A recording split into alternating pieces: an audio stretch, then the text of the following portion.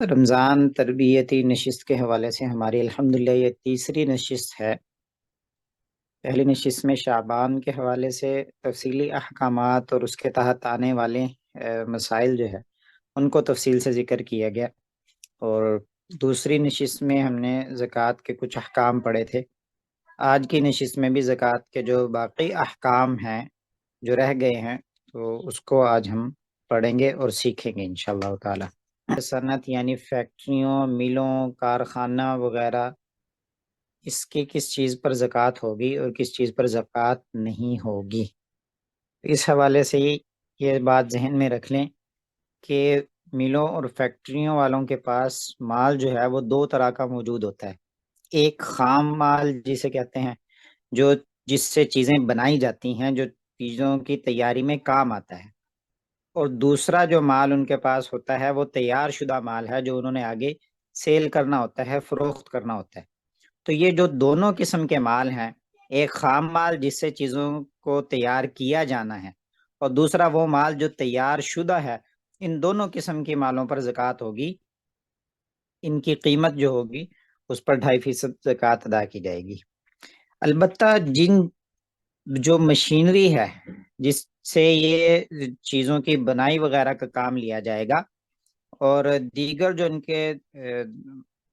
موجود ہیں جیسے ٹیبل ہوگی، فرنیچر ہو گیا، تو وہ جو چیزیں ہیں تو ان پر زکوٰۃ نہیں ہوگی۔ دوسری بات، ٹیکسی کے ذریعے، رینٹ پر دی ہوئی کار کے ذریعے، بس وغیرہ کچھ بھی ہو رینٹ پر دیا ہوا، تو اس پر زکوٰۃ جو ہے وہ کس صورت میں آئے گی اور کس صورت میں نہیں ہوگی۔ تو اس حوالے سے دیکھ لیں کہ مثال ہے کہ ایک شخص کے پاس اگر 1,00,000 روپیہ ہے اور وہ اس سے ٹیکسی خریدتا ہے اور اس کو کمائی کے لیے چلاتا ہے، 1 سال بعد اگر اس کے پاس 40,000 روپے کی کمائی ہوگی تو ٹوٹل 1,40,000 گویا کہ اس کے پاس مالیت موجود ہے۔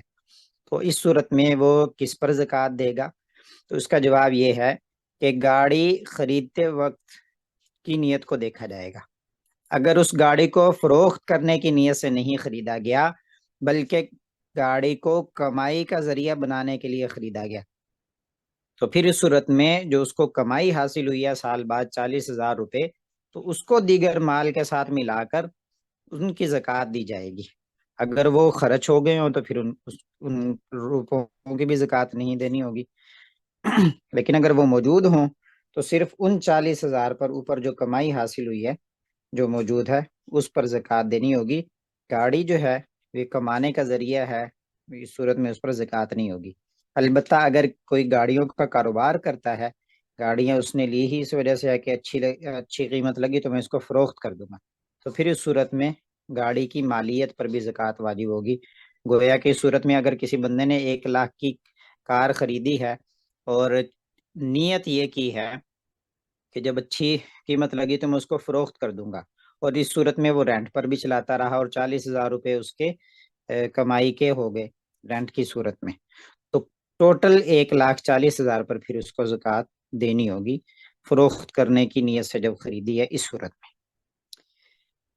زکوٰۃ کی ادائیگی میں تاخیر کرنا، زکوٰۃ کی ادائیگی میں تاخیر بالکل نہیں کرنا چاہیے۔ یہ نیک کام ہے، نیک کام میں دیر کرنا بالکل بھی اچھا نہیں ہے، اس میں سستی نہیں کرنی چاہیے۔ ہو سکتا ہے خدا نخواستہ زندگی کا نہیں پتہ کہ آج ہیں اور کل نہ ہوں، اور یہ فرض کہیں رہ نہ جائے پھر، تو اس وجہ سے جتنی جلدی ممکن ہو اتنی جلدی جو ہے وہ ادائیگی کرنی چاہیے۔ تو اگر کسی بندے نے سال گزرنے کے باوجود بھی زکوٰۃ ادا نہیں کی، یہاں تک کہ دوسرا سال بھی گزر گیا،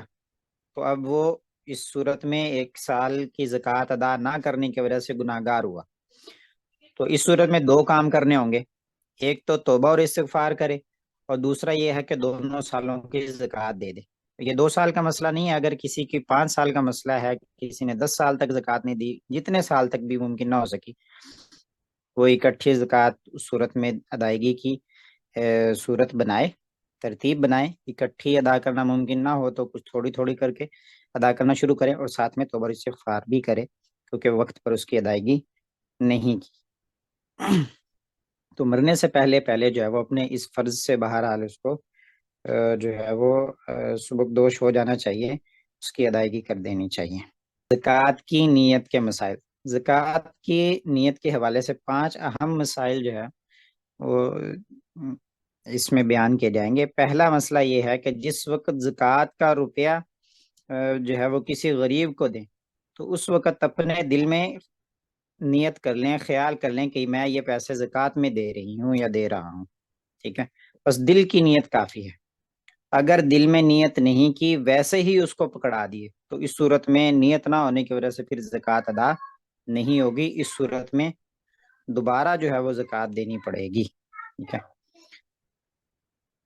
دوسرا مسئلہ یہ ہے کہ اگر کسی مستحق زکوٰۃ کو دیتے وقت یہ نیت نہیں کی، بھول گیا،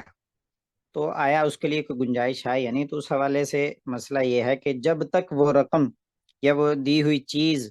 اس مستحق زکوٰۃ شخص کے پاس موجود ہے، تو اس وقت تک بھی اگر نیت کر لے گا بندہ زکوٰۃ کی کہ بھئی یہ میں نے چیز زکوٰۃ میں ادا کی تھی، تو اس کی یہ نیت کو معتبر مانا جائے گا اور اس نیت کے کر لینے سے اس کے زکوٰۃ ادا ہو جائے گی۔ البتہ اگر اس شخص نے اس رقم کو یا اس چیز کو خرچ کر لیا تھا تو پھر اس صورت میں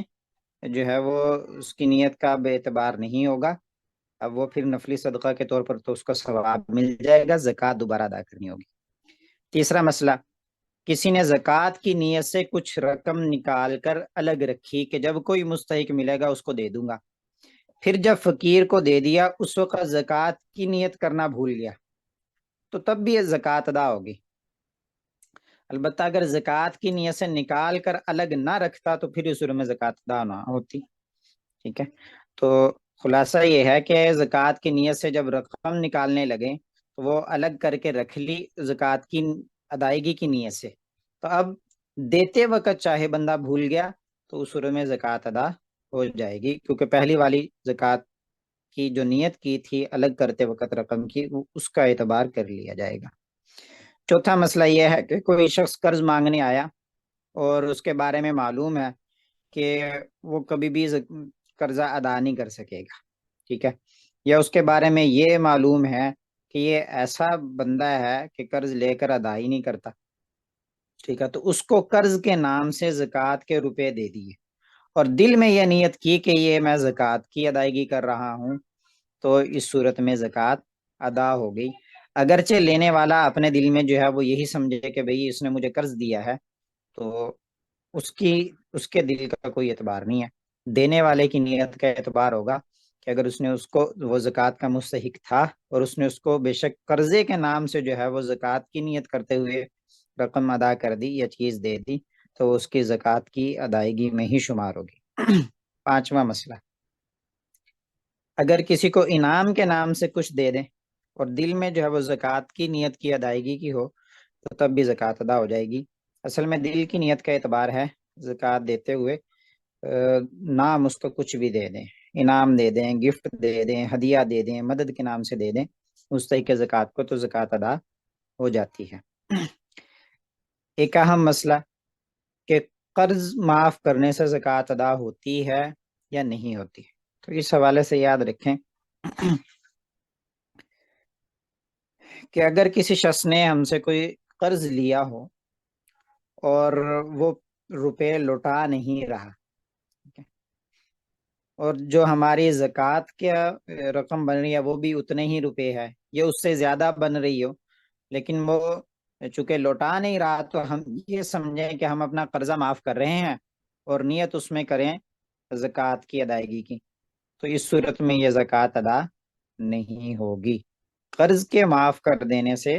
یہ مال کی زکوٰۃ جو ہے وہ ادا نہیں ہوگی۔ البتہ اگر کسی شخص نے کچھ عرصہ انتظار کیا کہ بھی وہ قرضہ دے دے گا دے دے گا، اب وہ دے ہی نہیں رہا، تو اب اگر کوئی شخص قرضہ معاف کر دے اس کو، مثال کے طور پر کسی نے 1,00,000 روپیہ ہم سے قرض لیا تھا اور وہ 5 سال ہو گئے، 10 سال ہو گئے، وہ دے ہی نہیں رہا، اب 2,500 روپے اس پر زکوٰۃ ادا کرنی تھی، تو ہر سال تو زکوٰۃ ادا کرتے آئے، لیکن ایک سال ایسا آیا کہ اس میں زکوٰۃ یقین ہو گیا انسان کو کہ بھئی اب یہ میرا قرضہ مجھے ادا نہیں کرے گا، تو اب اس صورت میں ہم نے دل میں یہ نیت کر لی کہ چلو جو ہے وہ دل کو تنگی سے بچائیں اور اس کو قرضہ جو ہے وہ ہم معاف کر دیتے ہیں۔ تو اب اس پر جو ہمیں اس سال 2500 روپے دینے تھے، تو وہ زکوٰۃ جو ہے وہ ہم سے ساقط ہو جائے گی، کیونکہ وہ مال ہی گویا کہ سارا کا سارا ہی صدقہ ہو گیا، تو 2500 تو اس کے بیچ میں ہی آ گئے، تو ان کی الگ سے زکوٰۃ ادا پھر نہیں کرنی پڑے گی۔